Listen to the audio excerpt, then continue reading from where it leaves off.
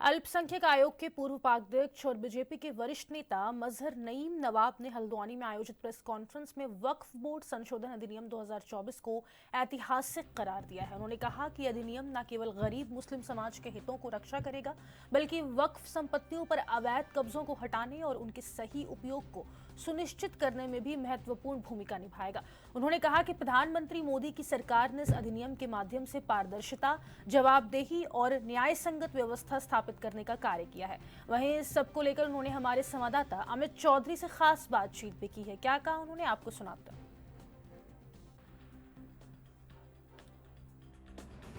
भारत की राजनीति में शायद ऐसा पहली बार हुआ है जब वक्फ संशोधन बिल को संसद से अगर लगातार पास करने को लेकर लंबे समय से कार्रवाई चल रही थी और मोदी सरकार में ये संभव भी हो पाया है। लोकसभा में कल देर रात वक्फ संशोधन बिल यहाँ पर पास हो गया है और उसको लेकर के अब तमाम तरीके से राजनीति इस बिल को लेकर की जा रही। विपक्ष जहां लगातार इसको मुस्लिम समुदाय के लिए खराब बता रहा है, तो वही बात यह है जो सरकार के पक्ष के लोग हैं वो इस बिल को बेहतरीन बता रहे हैं और मुस्लिम समुदाय के लोगों को इस बिल से फायदा होगा, ये लगातार कहा जा रहा है। मैं मौजूद हूँ अभी मजहर नईम नवाब के पास, जो अल्पसंख्यक आयोग के पूर्व उपाध्यक्ष भी है, बीजेपी के वरिष्ठ नेता है। उनसे जानते हैं कि इस बिल को पास होने के बाद उनका क्या कहना है, वो क्या मानते हैं। सर, वक्फ संशोधन बिल पास हो गया है कल लोकसभा में देर रात को, उसके बाद से लगातार इस मुद्दे को लेकर के गर्मा गर्मी का माहौल है। क्या कहना चाहते हैं, किस तरह से इस बिल को देखते हैं आप? देखिए, संशोधन 1995 में भी हुआ है कांग्रेस की सरकार में और 2013 में भी कांग्रेस की सरकार में हुआ।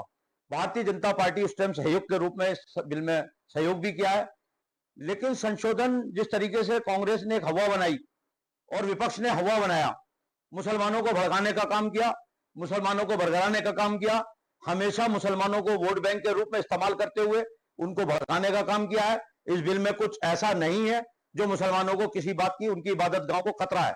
ये वक्फ माफिया 70 वर्षों से कांग्रेस के लोग इस पर कब्जा करे बैठे थे। उन्होंने वक्फ को लूटने का काम किया है। उन्होंने वक्फ बोर्ड पर जिस तरीके से कब्जा करके अपनी सरकारों में लूट खसोट मचाई, 70 वर्षों में मुस्लिम संस्थाओं को डकैती डाली है, लूटा है। उस लूट पर आज अंकुश लगाने का काम देश के प्रधानमंत्री नरेंद्र मोदी ने किया है। आज अंकुश लगा है तो वो चीख रहे हैं, जोर जोर से चीख रहे हैं और मुसलमानों को भगा रहे हैं, बरगराने का काम कर रहे हैं। मुसलमान बरगराने में नहीं आने वाले हैं। लगातार जो चर्चा हुई, विपक्ष को भी मुसलमानों ने सुना है और सरकार को भी सुना है।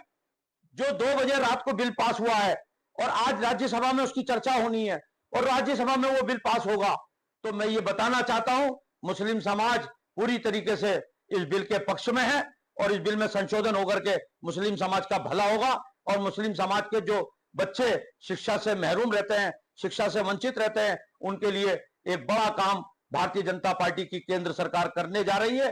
वक्फ माफियाओं से छुटकारा मिलेगा और शिक्षा के क्षेत्र में, स्वास्थ्य के क्षेत्र में, महिलाओं के क्षेत्र में इसमें बड़ा काम होगा, उनकी मदद होगी। साफ तौर से मजहर नवाब का भी कहना है कि वक्फ संशोधन बिल जो है यहाँ पर मुस्लिम समुदाय के लिए एक संजीवनी बूटी का काम करेगा और जो ये बिल लाया गया है ये लोगों की भलाई के लिए लाया गया है, इसलिए लोग इसमें इस बिल को पूरा समझें और कहीं ना कहीं इसको पूरा जानने के बाद से इस बिल के जो फायदे हैं वो कहीं ना कहीं यहाँ पर देखे जाए।